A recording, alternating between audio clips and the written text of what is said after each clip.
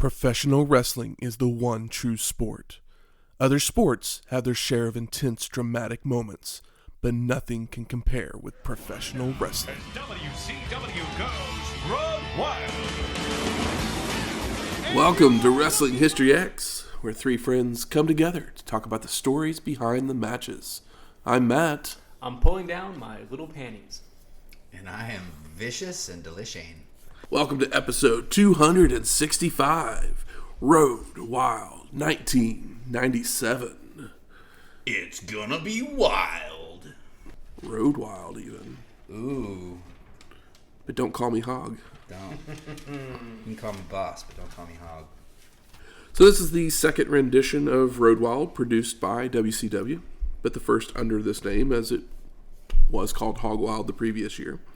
Took place on August 9th, 1997, from the Sturgis Motorcycle Rally in Sturgis, South Dakota, with an attendance and non-paying of 6,500 people.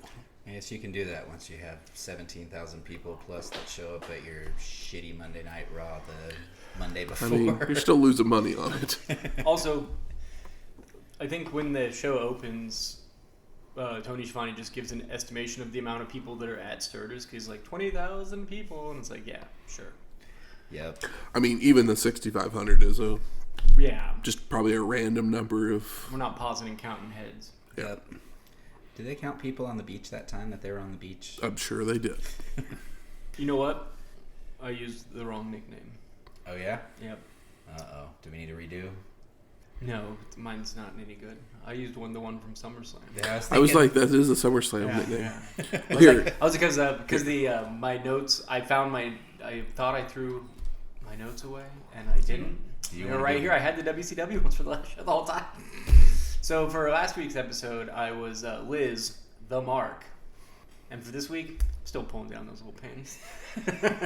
Because why not? We're in Sturgis. I'm sure people were fucking in the streets. There you go.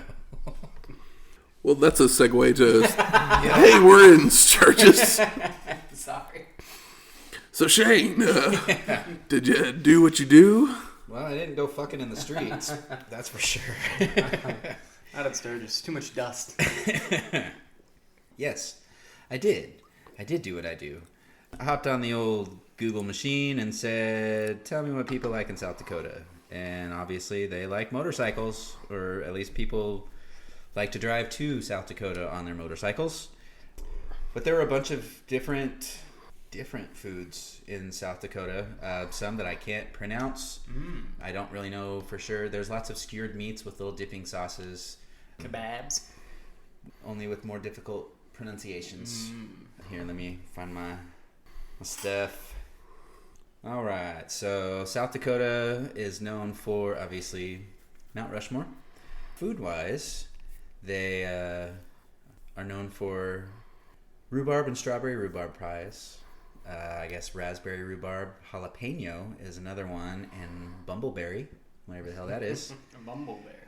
Many South Dakota foods reflect the heritage of its people, like its state dessert, the kuchen, which is like a little play on a cake with like it's like a cake cheesecake kind of thingy, but with a German twist. And I almost got one, but the place closed before I could get there. So, I guess next year on Road Wild, I'll have to remember. If it's even called that next year. Oh, it is. You've got something known as chislik, which is salted half-inch cubes of lamb or beef that are fried or grilled, and they were brought to the Dakotas by Germans from Russia. Something that's popular in Nebraska as well, chili with cinnamon rolls, bison and bison burgers, kolaches, pheasant sandwiches, walleye. But I went with this one here because the one that wasn't German. Wasn't German. It's much easier. Well, I figured it'd be much easier to find in Oklahoma since we're known as Indian country. But I went with Indian tacos. I've never had an Indian taco outside of the state fair. And I'm not mad about this at all, honestly. It's pretty damn good. I found a place here in Oklahoma City called Tim's Drive-In. Good old Tim's. Yep.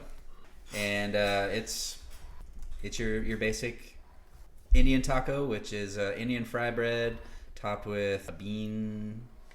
Yeah, this is vegetarian, right? I believe. Yeah. Yeah, it's typically a bean or maybe a bean and ground Stewed beef beans. It's got your typical taco toppings as far as cheese, lettuce, tomatoes. Comes with sour cream, a little bit of packets of picante sauce, some jalapenos on the side.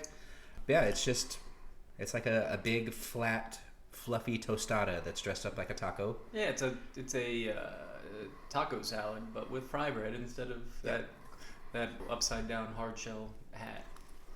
But I've always been curious to find an Indian taco outside of the fair because I always just attribute that to being fair foods. And then lo and behold, we have a little diner here in town that sells them, and they had all kinds of good comments about it. So I figured, fuck it, we're going to try it because it'd be a whole lot easier than me trying to figure out how the hell to make it. Yeah. And the fry bread's nice and fluffy. yeah, it's nice and soft, fluffy. It's got a really good flavor to the beans. I mean, I can put jalapenos just about on anything, and the pickled jalapenos just give it that I know nice I little screwed twist. up. I ate mine too fast and forgot to put the jalapenos on. It doesn't make any noise when you take a bite because the fry bread is all nice and soft and fluffy, so I'm just going to talk with my mouth full so you can tell that I actually did take a bite. But yeah, if you've never had an Indian taco before, look it up, see if they've got them near you. If not, just look up how to make Indian fry bread and go from there. Everything else, you probably already got in the pantry. Probably so. But yeah, way to go, Tim. If this is your recipe anyways. For reals. That's very good. I didn't actually open this yet, but they had a dessert also, so I figured, what the hell, why not? Just because I don't know when we'll be going back to Tim's again. This is a Persian cake. Mm. It's apricot flavor, I Oh believe. my gosh. Man after my heart. So we'll see what this tastes like. Taco's good. Love me. Cake is all nice and soft. Apricot anything. Really? You're an apricot kind of guy? I love them. Really? Dried ones, jams, I jellies. don't really get much apricot flavor. Maybe it's just in the bite that I had. There's some sort of fruit in there, but it tastes more like a cherry vanilla-y. like a kind of like a light, somewhere between a lighter tres leches and Italian wedding cake. Yeah. It's good. Very good. Nice and fluffy, soft cake. It's not dry. But No, definitely apricot, not. I did not taste. No. Mm-mm. I might just be pulling that out of nowhere. Let me look just at the double check. I'd hate to send people to Tim's expecting apricot and not have it. Yeah, 3-layer Persian cake apricot. But this one's got a cherry on top. I don't know if that's a sign that it's cherry maybe, but It tastes like It's- cherry. It doesn't really have cherry either. it's good. It's just not I really mean, I think the apricot is in the frosting on the bottom half. Yeah. Like a Because I'm getting a flavor profile there. I don't eat apricots enough, so that may be what it is. Yeah. yeah, whatever they didn't use enough of it, but no complaints. No, absolutely not. If I'm back at Tim's again getting another Indian taco, or I mean they've got foot long conies and little conies and other stuff there as well, but I'm definitely gonna have to go back and get another one of these. And if I'm there, I don't see why I wouldn't get another piece of cake because it's actually pretty damn good. Absolutely. For sure. Well, something that would happen right around the same time as Road Wild, Conspiracy Theory would hit theaters the same weekend. I don't know what this is. This is Mel Gibson and Julia Roberts. Are the birds robots? I don't remember. I just remember he's a cab driver, I want to Yep. say. Cab. He's kind of special, Yes. and ends up one of his theories is real, and unfortunately, people start following him and like going after him Nobody because believes of it. him. So it's like a paranoia thriller. Yeah, a little bit. Is it good? I haven't watched it in forever, but I mean, I watched it more than once back in the day. But I was a big fan of Mel Gibson playing crazy people. I mean, I love We- me some Mel Gibson. When you take in the overall arc of Julia Roberts and Mel Gibson movies, along with that, it's a Richard Donner directed film, and also Brian Helgeland wrote it, who's written many, many good films. Yeah, I'm not like his one right before it was L.A. Confidential. Oh, okay. Ooh. This one is, It's not very a low. highlight. It's very low on the totem pole, but This is a watchable cable flick. yes. Yeah, I mean, I went to see it at the theaters because, again, it was 1997, and in the 90s, if Mel Gibson's in a movie, you go see it. Julia Roberts was in a movie, you went and saw it. Yeah, this is not the first movie that anybody thinks of when they think of anybody attached to it. No. But I'm intrigued. I do. Like, I love me some. it's one of those some mysteries, and it's not quite there with. I'm trying to remember how it holds up against like the Pelican Brief. Wow. Pelican Brief's much better. Is it? Okay. See, it's been too long since I've seen Pelican Brief Conspiracy was Theory. like a certified hit. that people Yeah. talked about. Yeah, people love the and book. still talk about. Yeah. But yeah, that also helps too. Is that it was a bestseller, probably book, a airport classic before the movie even came out. But yeah, I'm always down to watch a Mel Gibson performance that I haven't seen. I was a huge fan of Payback, which is probably the movie he made right after this. Hey, you want to know who wrote Payback? Same guy? Brian Helgeland. Ah, nice. Did he write Ransom? I That'd don't be funny. think he did. I just remember Payback watching that as a kid, being like, "This is badass." No, He's he did just- not write Ransom. He's just being, pulls a guy's like 'Cause I did enjoy nose ring Ransom. out or something. And I was the right age to be like, hell yeah. Yeah, like Helgeland is one of those guys that like if you like follow writers like kind of closely, you know the name, but like his run, Let's hear it. L.A. Confidential. You said L.A. Confidential. That's Well, one of my he wrote favorites. Assassins. That was his first big one with Banderas and Stallone. Nice. He wrote L.A. Confidential, Conspiracy Theory, Postman, Payback, Which Postman? Kevin Costner? the Kevin Yeah. Costner one, I've always wanted to watch that. I've never Knight's Tale, Mystic River, Man on Fire, Yeah, see, Yeah, he had Taking a a Pelham 1, 2, 3. seen the he had a remake. very The good remake. I don't have it in my 10 to heart. 15 year stretch of hits. I don't have it in Yeah. my heart to watch the remake. I'm sure it's fine, but the Which first one? one's perfect. Taking a Pelham 1, 2, 3. I never saw it. It's a great movie starring Bad News Bears. Walter Matthau. Walter Matthau.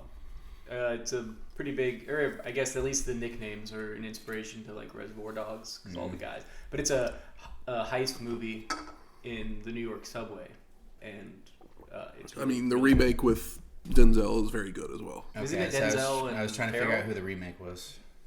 Is it Colin Farrell? I thought it was. I'm sure the remake's good. I mean, it's a hard movie to screw up because the original's so good. I can't remember who the Yeah. other person is. Yeah. But yeah. It's good as hell. At least the original is. I'm sure the other one is too. But I mean, Denzel doesn't usually make bad At least back movies. then. yeah. Now he just makes Equalizer movies, which I've heard are pretty fun, but I've not watched. And is the Equalizer movies the same as like the old Equalizer TV show and then the new Yeah. Equalizer TV show? Yep. It's Really? a movie. It's a movie version of it. I have Okay. no idea what any of that is. I just know there's a thing called Equalizer. So yeah, there was in the 80s there was a show on CBS called The Equalizer, and it was this old white guy that he went around and equalized. Sounds cool. Now And Queen, now there's Queen Queen Latifah. Latifah. Oh, I have seen that on TV. It was awful. But, it was a network television in the year 2024, 2023, whenever I saw it. I was like, okay, well, yeah, we're not firing on all cylinders here. No television is at this point. Well, let's see if Road Wild can fire on any cylinders. We shall. Pure fire. I mean, there's only usually 2 on a motorcycle, right? But this is wild, so who knows? We get video packages with highlights of our competitors to start. Everything is rumbling at Road Wild. The NWO blanketed the world with their propaganda. Now it's crumbling around them as Lex Luger recaptured the world title. Will it be a short trip of victory for Luger, or is it a long road of defeat for Hollywood Hogan? We then get helicopter footage of Sturgis while Tony Schiavone welcomes us to the show, joined by Dusty Rhodes and Bobby the Brain Heenan. And the bikers all around the area basically drown out the commentators as they preview the matches. Revving their bikes. There's the one guy that looks like he painted his whole body brown. He looks like he's doing not even like brown face, but brown body. But I don't think he did. I think he's just incredibly tan. But he just looks like, yeah. Maybe he was out fucking in the streets. Who knows? Maybe he borrowed Hogan's tanning. There you go. But we go to our first match. Vicious and Delicious of Buff Bagwell and Scott Norton with Vincent versus Harlem Heat of Booker T and Stevie Ray. No Sherry. Boo. No, but I think at this point she had been let go from the company. Yep, somebody, they had to pay for that helicopter somehow. Yeah. Well, I think she was... imbibing a little too yeah, much. a little bit. So Tony says that Harlem Heat has promised a surprise for everybody. While Booker and Bagwell start us off with Vicious and Delicious taking control with hip tosses, drop kicks, clotheslines, and corner splashes. Is the surprise Booker T's Yankees hat? I thought that was fun. Or that Harlem Heat didn't get booed for being black like they did last year. Yeah, it's a plus. I forgot that, yeah. I did not. They swap out the N's for F's later in the show. You know. Yep. Yeah. Not weighing either of those on the scales of justice. Norton also nails a side slam on Stevie before a whip is reversed, sending Scott to the ropes, where Booker T kicks Norton from the apron, followed by a thrust kick from Stevie Ray. And Booker returns to nail a suplex and a leaping forearm for a 2 count. But Scott rallies when he catches Booker T going for a sidekick, dropping him on the mat and making a tag. And Bagwell comes in with strikes for everyone, but a reversed whip sends him to the ropes, where Stevie low bridges them, causing Buff to crash out to the floor. And Stevie Ray runs Bagwell into a ring post before rolling him back in, where Harlem Heat teams up for shoulder tackles, chin locks, and a scissor kick for a near fall. And Booker charges into a boot in a corner, allowing Buff to charge out with a clothesline, but Stevie makes it in to deliver a fisherman's buster to keep control. All of a sudden, Jacqueline would make her way to the ring, standing in Harlem Heat's corner, cheering them on as Booker T wears down Bagwell with a chin lock, before going for a powerbomb, but Buff reverses it into one of his own, allowing him to make the crawl for the hot tag.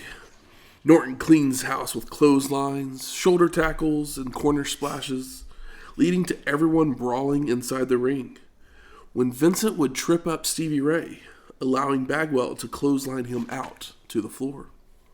And Stevie goes after Vince, but Buff follows out to keep up the attack, while Scott nails a shoulder breaker on Booker inside the ring, when Jackie would jump on Norton's back. Jack attack. Booker T uses the opening to deliver a pair of Harlem sidekicks, making the cover with Jacqueline holding Scott's foot for the pin and the win. Post-match, Harlem Heat celebrates with Jackie, with Booker saying it's on like neck bone. Okay. I do love that, like, Scott Norton is a mountain of a man. Jacqueline is incredibly fit and pretty jacked, but until she jumps on a mountain and yeah, it's like if he needed to kick out, I don't think that she was going to make much of a difference. No. In any situation that isn't him just concussed. It's on like neck bone. It reminded me of the movie Mud, where there's a child named Neckbone, which is my favorite nickname from a character in a movie. I forgot about the name of their tag team. Vicious and Delicious. Yeah, I hate it. Yeah, I had to look it up real quick because I'm like, was that Mandy Rose and Sonya Deville's team name? Because it sounds like it would be a women's team, but no, it's Fire and Desire. Yeah, but same idea. Yeah. Vicious and Delicious would have been their tag team name if they were wrestling in '98. See, if they would have got Lita and Trish Stratus, could have been Vicious and Delicious, or Sunny and Sable if they could have got them to get along. But which one's delicious? Wrestled. I don't know. wouldn't be for me to pick. In which one? I mean, Lita's your vicious, even though she's also a pretty lady. I don't know. Trish is a little more vicious. Lita's worried about hurting your feelings. Trish just wants to kick your teeth in and then have you tell her she's hot.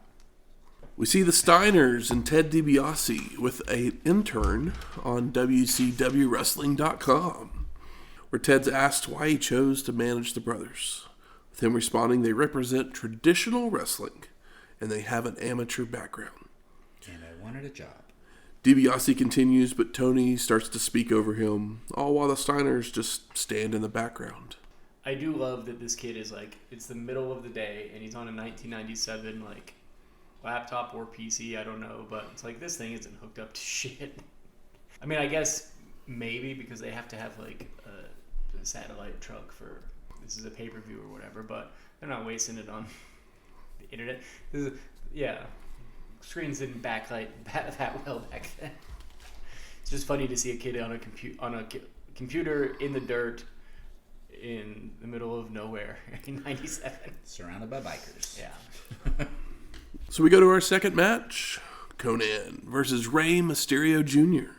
in a Mexican death match. The dog. And Mike Tenay joins the commentators for this one, while Rey avoids a charge, nails some strikes, a springboard dropkick, and a head scissors to begin. I saw a really good sign that said free beer for Sting. I think that's a good sentiment.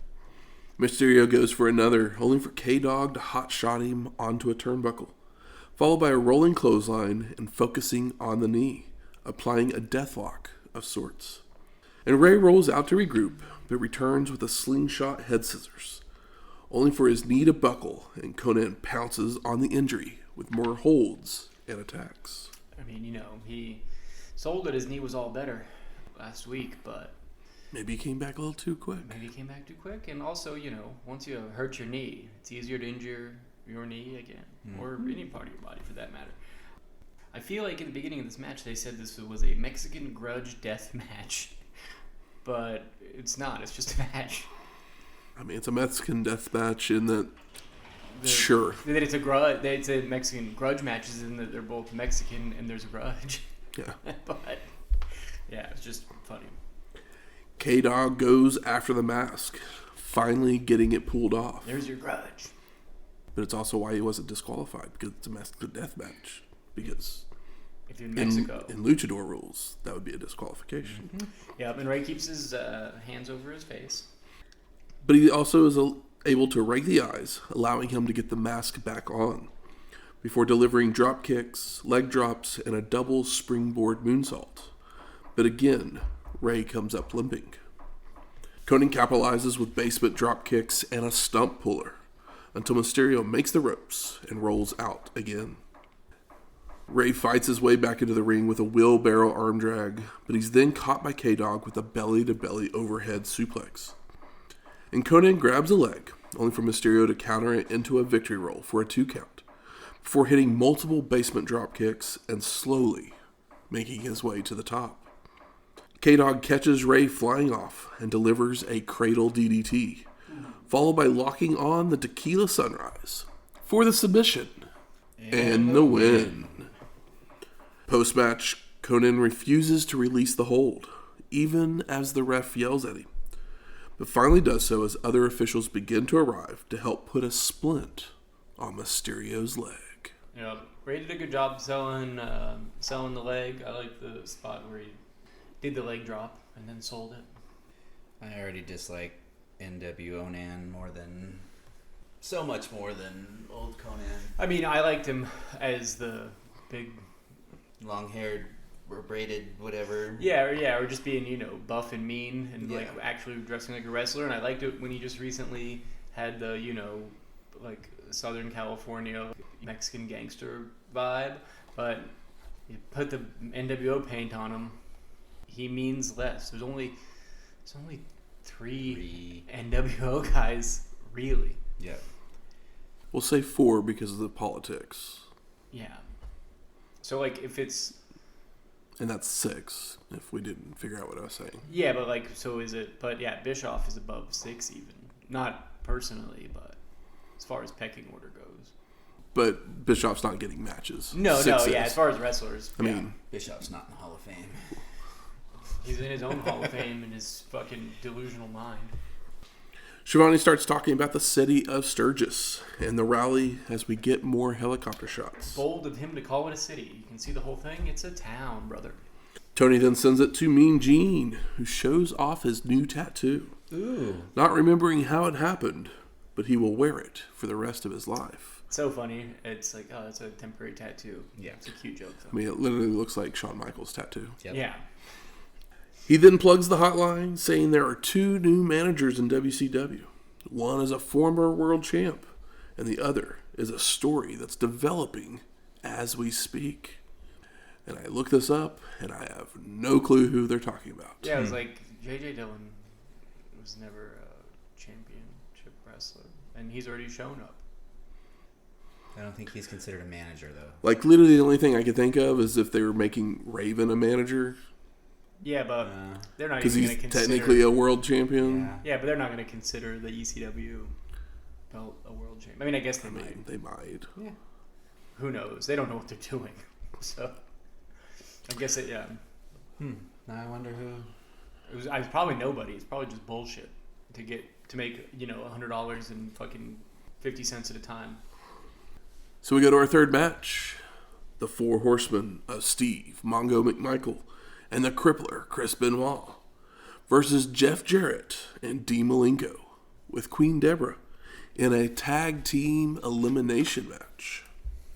And the story behind this match was that Debra claimed she turned on McMichael because he's a has-been and hated living in his shadow. And her new man, Double J, would defend his U.S. title versus Flair, only for the other Horsemen to attack him. So Jarrett went looking for someone to watch his back. Double J would approach Dean, offering to help him with his Guerrero problem, if Malenko would help him out. Dean reluctantly agreed, but he wouldn't strut with Jarrett, no matter how hard Double J tried. Ice water for veins. Or ice water in his veins. Not ice water for veins. So Benoit and Jarrett trade hammerlocks to start, followed by the Crippler and Malenko going back and forth with strikes, takedowns, and holds.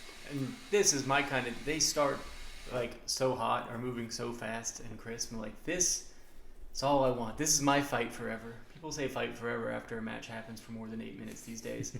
But I truly want to watch Chris Benoit and Dean Malenko fight forever. Especially at this point in 97 where they're both pretty fresh. There's no... Sure, they've been injured, but there's still plenty of miles on these guys. Mongo tags in and whips Dean to the ropes, where Benoit kicks him from the apron, allowing the Horsemen to take control with a tilt-a-whirl side slam, forearms, knees to the gut, and clotheslines. And the Crippler keeps up the attack with a back elbow, stomps, and chops, before McMichael returns for a side slam and a power slam for a 2 count. And Mongo sets up for the 3-point stance, only for Malenko to avoid, leaping to his corner to tag in Double J, who isn't very happy about having to get in. And Jarrett blocks a right hand and nails a jawbreaker, but pulls McMichael on top of himself, holding him down for the pin and the elimination. Oh, elimination. Oops. Forgot about the elimination part. Double J lets everyone know how smart he is as they make their way to the back, leaving Dean to be double-teamed by the Horsemen, only to fight valiantly, avoiding a charge into a corner to deliver a dropkick and a back body drop, followed by a cover of Mongo for a near fall. Benoit breaks it up, and the Horsemen begin to work over Malenko with stomps, clotheslines, and suplexes, only for Dean to rally again with a back suplex of his own, followed by locking on the cloverleaf, forcing the Crippler to make the ropes. And Malenko goes for a tombstone, but Benoit reverses it to drop Dean, before heading up top to nail a flying headbutt for a 2 count, followed by McMichael returning to hit another tombstone for the pin and the win. Oh, Malenko just got pinned by McMichael.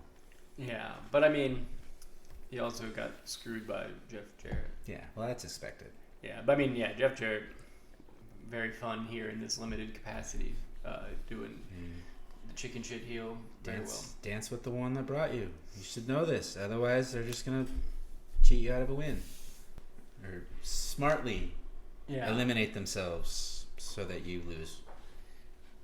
Tony then shows us footage of the motorcycle ride into Sturgis. Wrestlers on bikes. The Steiners, DDP, and Mongo all ride shirtless into town, while Mike today joins the commentators to give us an update about Mysterio, saying it will be at least a severe strain. Ooh.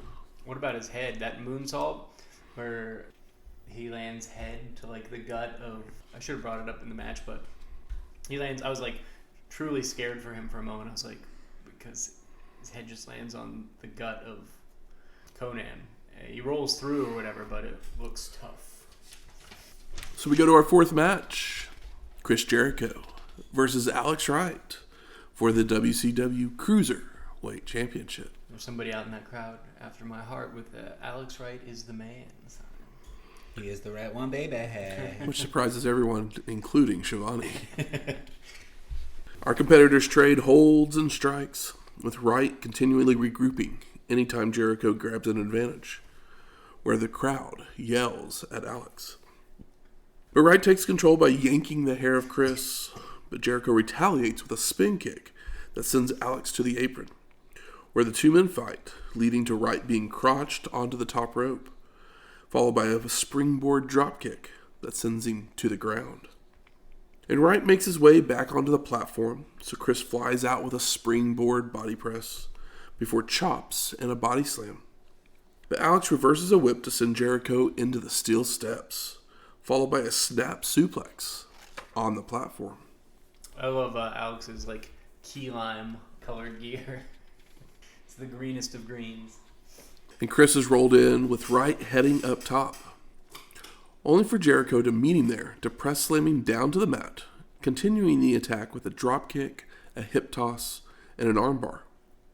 And Alex goes for a body slam, but Chris just rolls through to keep the armbar locked in, only to release it to deliver forearms. And Wright is sent to the ropes, but comes back with a spinning heel kick to slow the momentum, and he starts to stomp away before going up top for a flying stomp.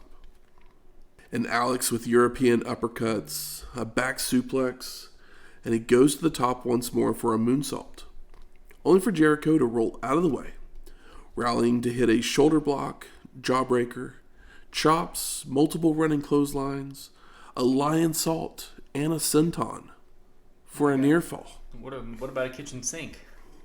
We'll have a kitchen sink match one day.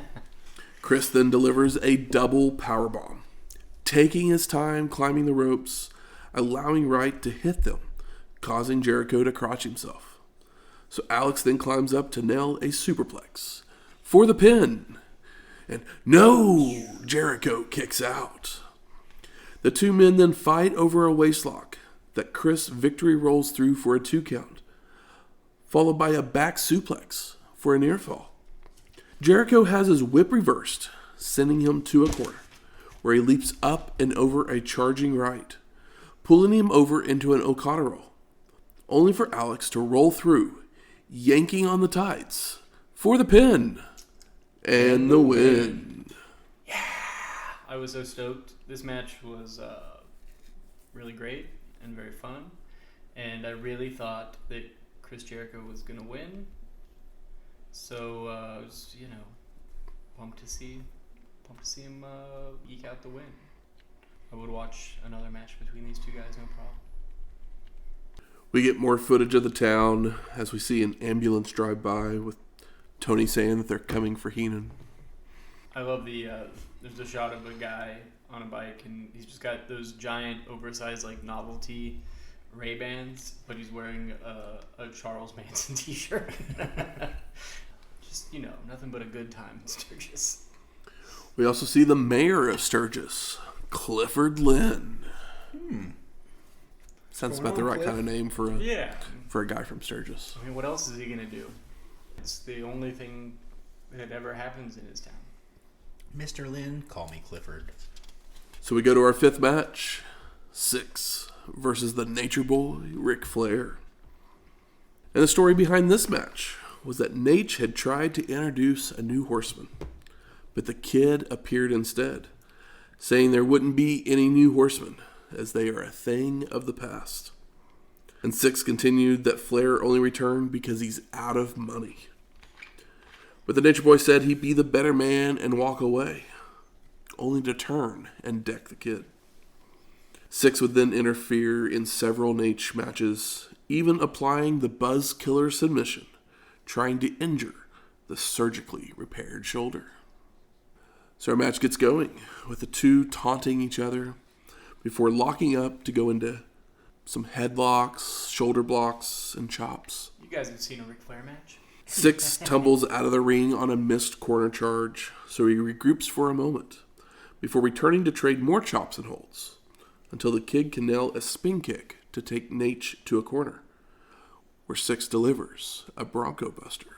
There's a really sweet moment at the beginning of this match where Bobby talks up Flair and his accomplishments and then compliments Dusty for his long history with Flair and the times that he's beat him or whatever. And Dusty takes it with great humility, which is not something that you see from Dusty Rhodes very often, and it was very charming. Pulled at my heartstrings. So the Kid goes to a rear chin lock to wear down Flair, followed by another spin kick that catches the Nature Boy in the mouth. And Syxx body slams Nash before heading up top for a flying leg drop that gets a 2 count, before nailing a spinning heel kick for a near fall. And back to the chin lock when Flair would rally to his feet and hit chops, only for the Kid to chop right back, whipping the Nature Boy to a corner for a Flair flip out to the apron. But Nash catches Syxx charging in with a shoulder block, getting back in the ring to deliver chops and a shin breaker, only for the Kid to counter into an enziguri. Syxx then goes up top for a flying somersault senton, but the Nature Boy avoids and takes out the leg, allowing him to lock on the figure 4, only for the Kid to be in the ropes. And Flair continues the attack with right hands and a back suplex, but Syxx floats over and grabs hold of Nash with the Buzz Killer, a crossface chicken wing, only for the Nature Boy to block by ramming him into a corner. And Flair's being choked with a boot by the Kid, setting him up for another Bronco Buster. But Nash gets a boot up to the crotch as he flies in. It looks brutal. Square. Making a cover with his feet on the ropes for the pin. And the win. Crotch chops all over this match. But yeah, this was not bad. It was nice to see Rick with a younger opponent. It was a little long, but it was nice to see the young and old dynamic pulled off solidly, with Rick winning from having the experience and psychology. But Syxx has got to stop with the karate shit. Like, the karate stance. Give up the karate stance. It's fine to do a kick, but it's played out here in 97. But how else will they know he's tough? Hate to tell you this, There's nothing tough about karate. but it's 2024, and he would still do the karate stance. I know. But, at least his excuse now is that his brain is been fried. No, man. Cobra Kai. But It brought it back. Yeah. Karate's popular again. to the same people that liked karate when the Karate Kid came out. It's that same audience. So we get more footage of Sturgis before we go to our 6th match. Curt Hennig versus Diamond Dallas Page with Kimberly. And Hennig's wasting time on the outside, so DDP gives chase, You gotta put your diamonds up. with Curt making his way back into the ring to catch Page with several knees to stop him from returning. So DDP fakes coming in to drag Hennig out to the platform, where they trade strikes. They roll in to continue to brawl, with Curt yanking Page down by his hair, only for DDP to return the favor before hip-tossing Hennig across the ring, where he ends up straddling the ring post. So Page rolls out to pull Curt, crotch first, into it. Uh-oh. Yeah, it was a nice little spot where he's just like, oh, here's my opportunity, and he slides right out and does the thing real quick, comes right back. DDP has hold of Hennig's singlet as he continues the attack, letting everyone see some perfect ass. And how? Hey, it's anything better than Rick's flabby ass. Yeah. Page then heads up top, but Curt hits the ropes, causing DDP to crotch himself, allowing Hennig to use his towel to choke Page. And Hennig nails a knee lift, a neck whip, and a neck twist. And here we get a DDP chant, the first wrestler chant of the night. DDP is the man. Really? Damn. First, chant for a specific, first big specific wrestler. Unless you want to count the Fs that they yelled at Alex Wright, but I choose not to. Why are they yelling that shit at him? It's rude. It's so rude. He's German. Yeah, he he's dances. he's not French. I was trying to think of something to say to that, but I got nothing. It's all right. It's all about. That's why I don't dance, because I don't want people to call me names. Most time you can get away with it. This is just a wrestling crowd. But if your friends don't dance, They're no friends of mine. so maybe you should dance. I can dance if I want to, or I can leave my friends behind. It's all right there. Dance like no one's watching. Hennig then goes to work on the leg of DDP using a spinning toe hold, followed by applying a sleeper for good measure. But a jawbreaker immediately frees Page. And the two trade clotheslines and pin attempts, all for 2 counts, when Curt would kick out of one, causing DDP to land on the ref. Ref bump. A weak one. And Hennig uses the opening to remove a turnbuckle pad, ramming Page headfirst into the corner, busting him open, before delivering a Hennigplex for the pin. And no, DDP kicks out. Give me at least one blade job on every pay-per-view, goddammit. Only one, though. I don't want one in every match. Page blocks and reverses another turnbuckle shot, hitting some forearms and lifting Curt up for a pancake, which catches the ref with his foot on the way up. Ref bump. And DDP makes the cover, but Mark Curtis is still out, which allows Ric Flair to run down, coming in off the top, only for Page to catch him in the gut. He's not even winded. Who is this Syxx? DDP then nails a diamond cutter to the Nature Boy. But this has allowed Curt and the ref to recover, delivering another Hennigplex for the pin and the win. Good stuff. Really smart. It's have the face bleed, have him take the pin. He loses nothing. This is how you do it. It's classic. It works every time. Who's mad at this? No. No, yeah, this is wrestling. This is when you do it. This is wrestling chant. After the match, successfully tells a story that makes sense and makes you want to see the next one. You don't say it in the middle of the match. Maybe the finish stinks. Mean Gene plugs the hotline again, saying they know who Raven's first opponent will be, but you'll have to call to find out. So you guys making that phone call? Nope. It's going to be Stevie. We then go to a commercial for Fall Brawl. The narrator asks, what is anger and rage? While we see such wrestlers as Hugh Morris, Public Enemy, and High Voltage wrestling in a cage. I mean, that infuriates me. Hopefully it's none of them in the War Games. Worst War Games ever. Next up is an NWO advertisement where Eric Bischoff talks about Luger from his motorcycle, saying Lex will pay a very dear price for what he did. Spliced in between footage of Eric riding his bike and the promo. Once again, as I mentioned last week, just a kind of a death 4 minutes here of why? Why is he here? Why do we need this? Because he wants to be on television. Thing is say whatever you want about Vince. When he finally becomes an on-screen character, he is one of the most compelling on-screen characters for an extended period of time because there's a good reason for it. Eric Bischoff just inserted himself into this in a way that didn't need to happen.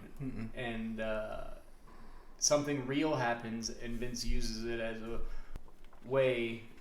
It's like, oh, well, this is a thing, and then it's over, so it continues.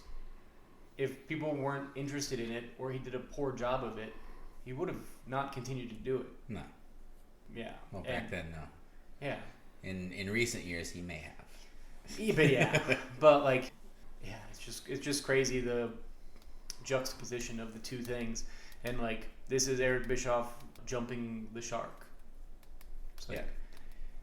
Eric's, I'm the boss. You like that? I'm going to do what I want. You like that? And Vince is like, I'm the boss. You don't like it? Fuck off. And say what you will about Vince McMahon as a commentator.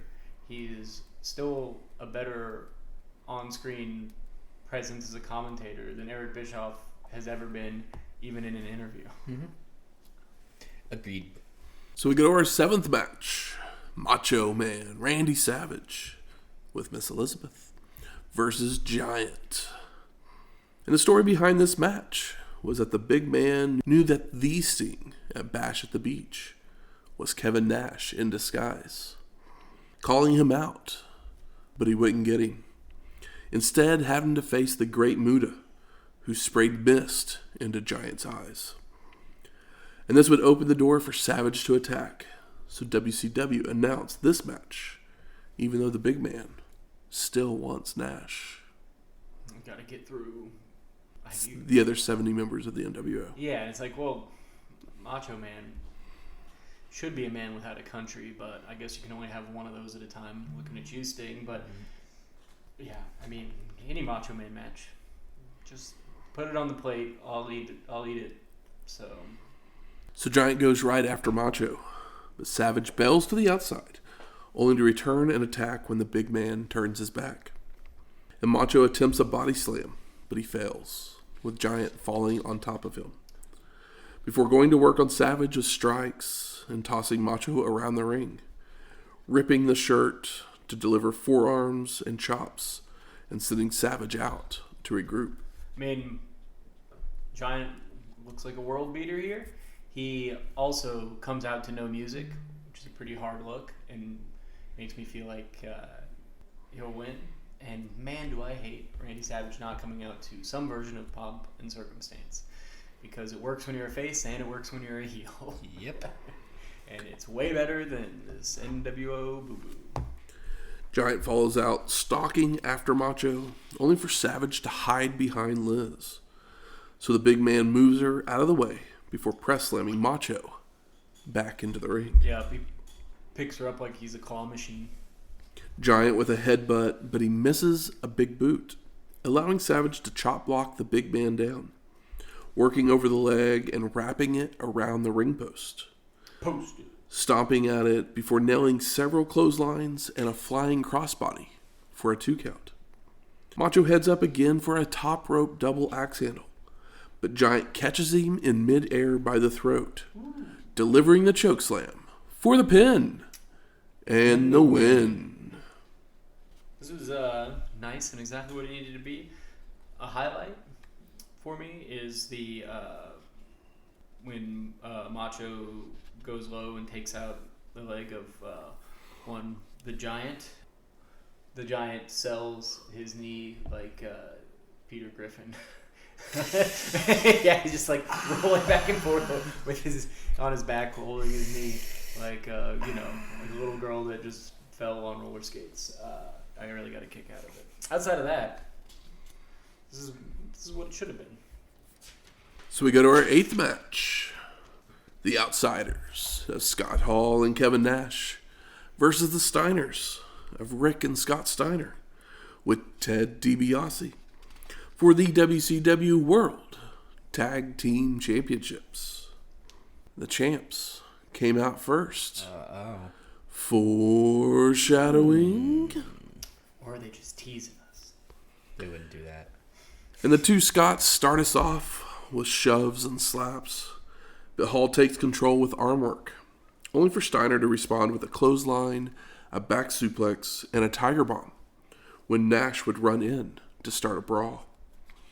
And the Outsiders get sent to the floor where they regroup before Kevin returns to face Rick, hitting knees, elbows, and clotheslines, followed by a snake eyes attempt, only for Steiner to wiggle out the back and take Nash over with a suplex. And Scott comes back for a turnbuckle smash to Kevin, but a reversed whip sees Hall get a boot to the back of Steiner from the apron, allowing the Outsiders to take control as Nash delivers a big boot. And Hall tags in and takes Scott down with a chokeslam and a fall-away slam, while Kevin uses chokes and a running straddle on the ropes. And the Outsiders continue to attack with a side slam for a 2 count, more knees, elbows, and chokes, before also applying a leverage-aided ab stretch until the ref catches them, allowing Scott to hip toss to escape momentarily. And Nash returns with an elbow drop and snake eyes, before turning his attention to Rick and brawling with him on the floor, allowing Hall to attack Scott inside the ring with stomps. And the ref gets the match back under control, with the Outsiders keeping Scott from being able to tag out, until Steiner reverses a camel clutch into an electric chair drop. And Scott makes the crawl, only again for Kevin to stop the tag with a short arm clothesline for a near fall. But after more chokes, Nash misses a big boot in a corner, allowing Scott to again make the crawl, with Hall making the stop this time. And Steiner reverses a whip, but he runs into a boot. So Hall nails a top rope bulldog to Scott before trying for an outsider's edge, only for Rick to break it up with a clothesline. Scott rallies with a belly-to-belly suplex, finally reaching his corner for the hot tag, leading to Rick cleaning house with Steiner lines and slams. Scott rejoins to clothesline Kevin out of the ring, allowing the brothers to nail the Steinerizer on Hall, making the cover. But Nash pulls the ref out of the ring for the disqualification. Damn it, Nick. Postmaster Nick Patrick raises the arms of the Steiners, so everyone is celebrating. Even DiBiase raising the titles into the air, only for the ref to have to tell them, no. Come on, Ted. You're a former tag champ. Yeah. Granted, it was in a different company, but you know that tag belts aren't won on a DQ. And the crowd chants bullshit, and this was wonderful, classic tag team wrestling stuff. Steiners come out on motorcycles with fireworks. It just felt like it was their moment, and they took it away from us. More footage from the town before our commentators preview our main event.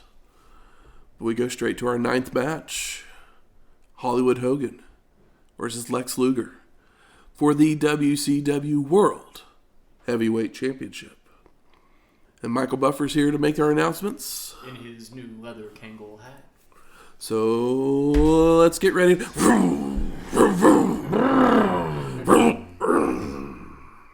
Hogs.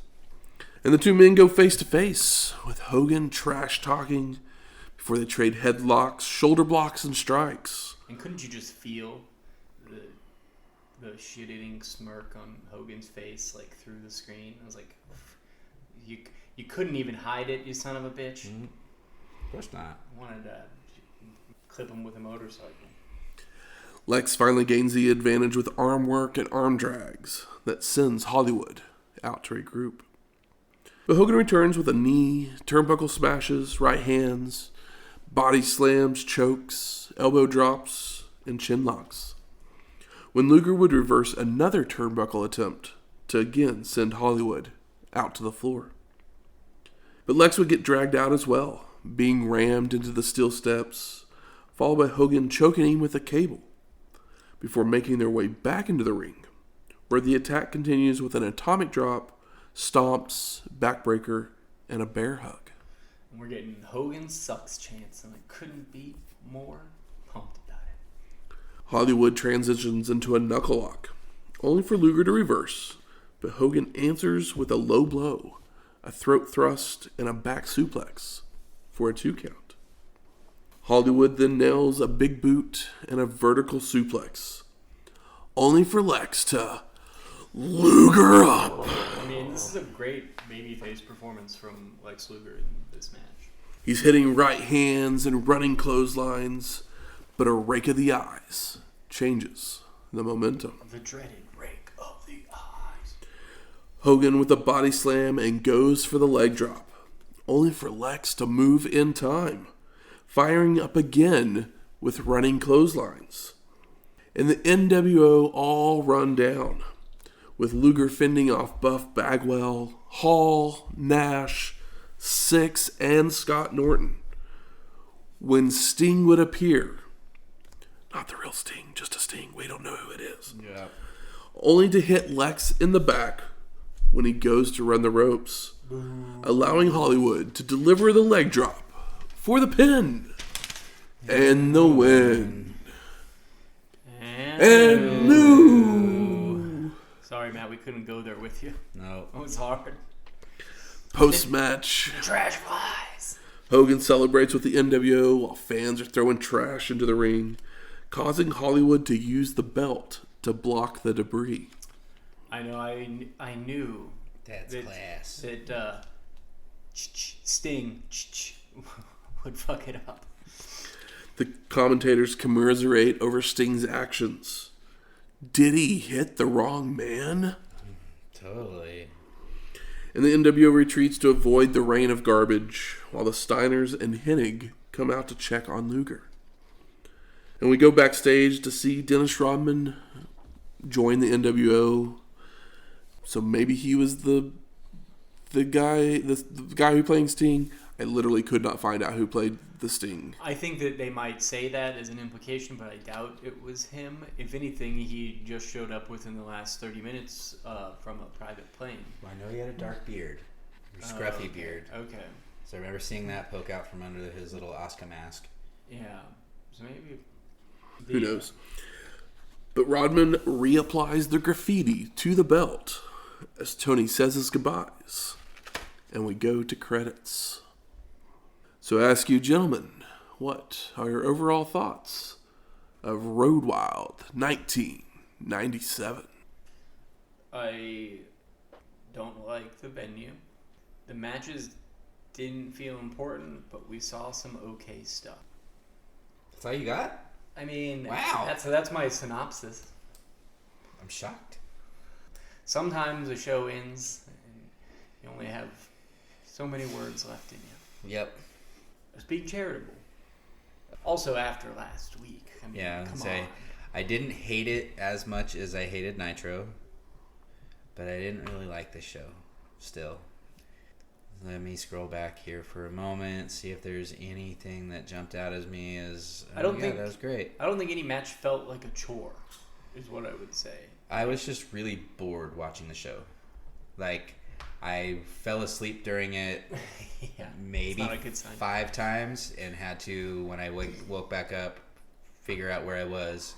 And it'd be different if I was watching it at like 3 o'clock in the morning, but I was watching it at like 7 or 8 o'clock at night. And it was just... Yeah, it's still bright outside. It's a boring... The sun's not even... A boring show. And it could be because I watched it after finally getting to watch the Nitro. And yeah, it just... I did not enjoy. The show isn't as soulless as Sold Out. No. But nobody puts in the work. Nope. Be happy we watched it, so you don't have to. I will say that, like, a few matches into this, I wrote down a note that was like, just imagine the amount of partying going on in the back. Because, like, that's what this show is. This is, like, all the wrestlers are excited to go here because they're doing blow and taking shots in the back. All of them. Mm-hmm. And partying, because this is a party atmosphere. It's not a wrestling atmosphere. Yeah, it's not a wrestling crowd because the crowd just got a free show. There is some people that they don't care. Are like, I would say this is more of a wrestling crowd. They're more aware of what's going on in the WCW at this point in time than the people that were there last year. Maybe it's because the product's hotter. Maybe, yeah. But like there's people there that are fans, which is more than you can say for, like, you know, some of the beach shows that we've watched where it's like, all right, well, people are just on the beach and they want to get on TV because that meant something at one point. But nothing feels important because it's not important to the wrestlers. This is a party. Because they're performing for people that don't really care what the show is like because they didn't pay to watch it in the first place. So they're just going to half-ass it all the way through. And I'm fucking, like, motorcycles and wrestlers is a match made in heaven off-screen for them personally.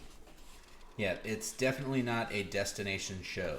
It's, if you have it on and want to just have something playing in the background, go for it. But don't go out of your way. This is a spring cleaning show. You're like, all right, I'm going to pull out the lemon oil and hit my arm wall while something on in the background. Good. Where's the smart marks at? All right, fuck you. I think it's time we smark it up. So what are some of the best moments of this show? I like the Steiners coming out with fireworks on motorcycles. That was neat. Lex had some good fireworks as he came out. Yeah, he did. I thought Lex's performance was very good. He did not have boo-boo face, even though he deserved it if he couldn't hold it back. Whereas Hogan had just shit-eating grin excitement on his face as soon as the match started that telegraphed it as if you didn't already know. Like, we know why they had that match on Nitro. It was just so Hogan would win it back on pay-per-view. Would have really loved to see this. I think the Steiners and Outsiders match was really good, but I feel like this feud has gone on for a long time, and it should have ended here, but the NWO was like, oh no, well, we all have to have belts at the end of this show. Yeah, when what should have happened is, Lex may have lost his belt to Hogan, but the Outsiders lose their belt to the Steiners, and all is right in the world, and the WCW doesn't look like a bunch of dorks. Whereas here, now even though there was fuckery or whatever, like, they look like dorks. Where were the faces when the NWO started fucking with Lex? They were there to celebrate with him, and they were there to check on him afterwards, but nobody was there to try to neutralize the thing. I mean, they never are. I know. It's a problem. You can't have it both ways. I can understand it in like certain situations where if it's in New Japan where it's like, oh, honor is the thing. There's no honor in American wrestling unless you're Bret Hart, and how well did that work out for him? I'm going to give it up to Syxx for taking the boot to the crotch. Yeah, that was a crazy finish. Spot. So I'm like, I don't know if I'd ever want to go flying at someone and being like, just put your boot up. The angle was wild, and it was just nice quantities of drugs backstage. Yeah. It's like, do it. Another thing that I found very funny was, I believe it was Shivani, when Hogan hits one of the big boots in the title match. She calls it the big foot. It's like, you can't say big boot? What are you talking about? It's a big boot. The big foot. I enjoyed the Double J outsmarting old Dean. Honestly, at the end of the day, Jarrett comes out of the show looking the best. Just with his shithead psychology. So this is going to be a weird one for you. I'd love to hear it. But the weirder the better. The way this show is set up, since it's on a platform and everything, it forces the action to stay in the ring. Basically. I did notice that while watching it, which I appreciate. So, I mean, yes, there's people going out to the platform to regroup or whatnot, but they can't, stay outside for an extended period of time. Yeah, rarely do they go to the ground because there's, the dirt ground, the platform, and then the ring on top of the platform. And they did the outside stuff last year and realized that it wasn't a good deal because you had your luchas that went out there, you had Medusa and Bull Nakano or whoever it was that went out there with their motorcycles and smashed up her little... No, that's not weird at all, but it was definitely something that I appreciated because there's not enough matches that stay in the ring to my liking. I have no issue with going to the outside. I have issues when you go to the outside for too long or not for any good reason, and this did force them to stay in the ring a lot more. I mean, are we all in agreement that the best match was Hennig versus DDP? I mean, yeah, DDP is the most over guy on the show. Yep. But at the same time, it still feels like they were just kind of going through the motions. Yep. Right? Yeah. Okay. There was nothing on here that was like incredible, but there was nothing that was dog shit either. It felt like a really good house show. Oh yeah, you had the perfect ass shot. Yeah. Because like same with like Nate and Syxx, like it was good, but it felt like they were just going through the motions of a Ric Flair match, which is good. If I was Ric Flair and these assholes over here had basically politicked their buddy into a match with me, yeah, I'd probably go through the motions too. Yeah, while they just put you down to the like middle of the card essentially. Yeah. And he did a good job, and it was a well put together match. It was a little long, but at least it was Ric Flair. How about most disappointing? Steiners not winning the belts. I felt like it was time. Yeah, I mean, it's been time for a while, and I thought that. And I mean, your logic is completely right that like Hall and Nash losing the belts here and Hogan winning the championship, like makes it interesting. It kind of switches it up a little bit, but now we're literally back to right where we were 8 days ago. Yeah. It's like with the bullies on top, and it's like, well, what did that accomplish? It accomplished what Hogan and plus it feels like, because as I mentioned with the Giant, I mean Giant and Savage literally was a match that was put on the card because you have these two guys that are near the top of the card. They had nothing else going on because the two people they're supposedly feuding with are in other feuds. Because Nash and Giant's going to happen. So if that's going to happen, then it's okay for the outsiders to lose the belt, so Nash can go into a singles thing for a little bit. Yeah, he doesn't. Hall can do a singles thing for a little bit. Yep. Savage is still in this whole DDP thing a little bit with Hennig and DDP and all that stuff, but those two were fighting this month, so Savage really didn't have anything going on. So we're just like, oh, okay, we'll just put these two guys. Also, if they lost the belts here, and like if Hennig and DDP weren't doing this, Hennig and Scott Hall would be a great first real program for Hennig. Yep. Yeah. While the Steiners have those belts for a while and beat. A DDP versus Scott Hall. Yeah, exactly. Either one is totally fine. Comes full circle. Yeah, and both The Diamond totally Man comes doable. back to take down the Diamond Stud. And you totally have time to do both of those angles within a 6-month period while the Steiners hold the belts, and it means something. Yeah. When you're ready to take them off of them. But hey, somehow people are still buying NWO shirts. And it's 2024. There's probably still people. Yeah, that's what I'm saying. Buying NWO shirts. That's what I meant. I meant now, today, people are still buying them.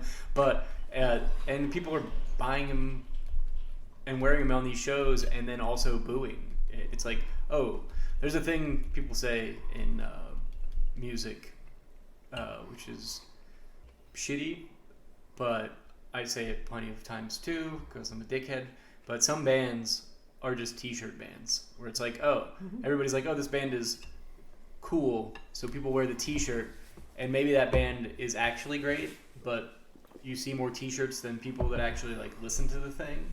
The NWO is the ultimate t-shirt band of professional wrestling, where it's like, I don't know that anybody actually loves the NWO, but they like the shirt and they like the concept or sentiment of it, but in execution, it's confounding.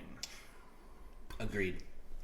And you can't, WCW can't have heels and the NWO. Like, it just undercuts everything. Mm-hmm. Boo-boo. How about best performer of the night?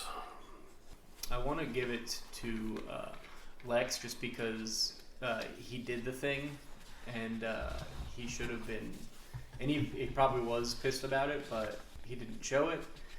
I could give it to the Steiners for having one of the best hot tags that we've seen in a while. See, actually, I thought the beat down on Scott went too long. Mm-hmm. It went a while, but what else was there on this show? What do you got? Out of curiosity. I mean, It did go on long. I almost but, want to give it to Jackie just for having the balls to jump on Scott Norton's back. I mean, yeah, she was really fun and high energy, and it definitely was one of the first. It's early in the show, but it was one of the first things where I was like, oh, cool. Like, I got a little bit of juice out of that. I mean, I kind of like Shane's thought of Jeff Jarrett because, like, I mean, that was one of the other big notes like, I had too. out of everyone that didn't, like, no one showed up to work on this. I mean, Dean Malenko, we could probably give it to him because Malenko never doesn't show up to work. You can put it on Dean Malenko on every But show Jarrett, like, on a show that, like, literally everyone, like, didn't put in the work, he purposely didn't put in the work and looks better for it. Yeah, exactly. I have that. That was like the. If we could give it to the intern. Having to hook that computer up and on a grassy knoll. Yeah, it's just plugged into the dirt. Trying to explain computers to Scott Steiner and Rick Steiner. Poor bastard. Yeah, but I just loved Jeff Jarrett's the psychology. It's just like I'm not getting I'm getting my rate either way. I'm getting out of here in 5 minutes. Looks at the camera and just like points to his head like I'm the smart one here, guys. Yeah, exactly. So I did really appreciate that. How about most surprising? The Steiners not winning. Yeah, Steiner should have won. I was pissed that they didn't. I will say they did a good job of making you feel like the Steiners were going to win. Yeah. So I think that's where the extended heat period gets me because of like if the Steiners win, then it's awesome. Then it's like okay, I can handle an extra like 2 minutes of this heat section, even though the outsiders are literally doing the same exact thing just over and over again. Yeah, I was biting them. They didn't. But like, yeah, once they called for the disqualification, I just kind of went. So I just sat through 5 minutes of this heat section for no reason. Yeah. Cool. And cool, it would have been electric if they won. Yeah. They set it up perfectly for a win, and when it didn't happen, it just really took the wind out of my sails. As if there was any in the first place. I don't even know what to put for surprising. You don't have to be surprised. No, I'm just trying to scroll through, see if there's anything that I forgot that surprised me, but no, I got nothing. Or wait, here we go. That Rey Mysterio's mask came off as quickly as it did. Typically I want to say this was the first time I really remember somebody's mask being in jeopardy, and it was just like super fast. Yeah, it was a pretty classic mask spot, but it was done well. Yeah, that's all I got. And now for a look back even further into the history of wrestling. The dusty finish. Bret Hart had been WWF champion for 8 months when he would arrive at Survivor Series on November 23rd, 1994, to face Bob Backlund in a submission match. Backlund had snapped after a loss and beginning to claim he had never lost the title in 1983, that his manager had thrown in the towel, forcing him to lose. So this would lead to British Bulldog being in the Hitman's corner, while Bret's own brother, Owen, would be in Bob's. Both men go for submissions early on, only for each to block the other's attempt. When Hart would apply a figure 4, but Owen refuses to throw in the towel. So both men reverse through the hold until Backlund can reach the ropes. And the two men trade pile drivers before the Hitman goes into his finishing routine, followed by locking on the sharpshooter. And Owen enters the ring only for Davey Boy to chase him, leaving the ref to be distracted by Bulldog. So Owen breaks the hold. And Davey Boy would continue the chase on the floor, only to collide with the ring steps, knocking himself out, with Owen showing remorse and concern. But Bret just yells at him, allowing Backlund to sneak from behind to apply a crossface chicken wing. and Hart tries to fight it, but he's taken all the way to the mat when Owen would begin crying, pleading to his parents who were at ringside to do something, that he didn't want it to be this way.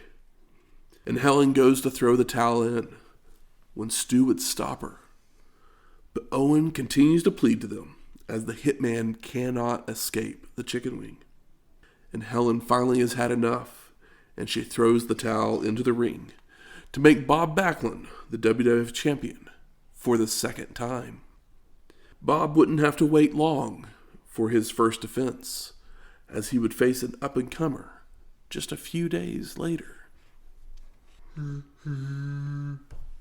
Tugboat? No, I don't know how to make a semi-noise. I always forget that, they had Backlund doing this in 94. Next week, Born to Be Wired. Try ECW in Philadelphia. Wait, could it be anywhere else? Oh, it's lots of other places. Yeah, sure. It could be Albany. Queens, Florida that one time. Music from this week's show is the opening from Road Wild, and Hogan won our main event. So we play Rock House by FCD Music. And if you like this episode or any of our other ones, please go out there, rate and review us on iTunes, Spotify, Google Play, or wherever you find your podcasts at. Do as Michael says. 5 stars or no stars. If you're an NWO stan, fuck you. These are the thoughts and opinions of Michael alone and not of Wrestling History X. I mean it. And if you have any questions, comments, concerns, death threats towards Michael, Come on. Does anybody feel that strongly about it? They're still buying t-shirts. You never know.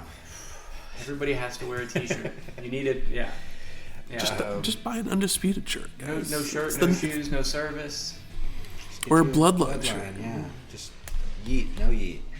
Black or blue. You decide. whichever. You decide. People are buying there you those. go. It's like the number 6 top shirt. Yeet or no yeet. The choice is yours. The final boss. Yeah, we're The Rock's bad guys. we're going back to Philly. So yeah, we haven't been there in a little while, and I'm gonna need some suggestions. Hit us up on Twitter because I refuse to call it X. Slide into our email. Give me some ideas. I think we're one beverage left on the list of Joe. Really got a good mileage out of that, honestly. Well, it worked out that we had some gaps in between. Yeah, where absolutely. there was no Philly shows for a few episodes at a time. But yeah, Well, they hit pay-per-view and they stopped doing as many supercards. So. very true. So yeah, give us a shout out. Let us know what should we try? What haven't we tried? Are you sick of me trying stuff that I've already tried and I need to try something completely different? Talk to us. Let me know. You can send any of those things to our email at WrestlingHistoryX@gmail.com or find us on X at WrestlingHistoX. That's Wrestling HISTO X. We'll talk to you next week. Laters. Fuck you, Terry.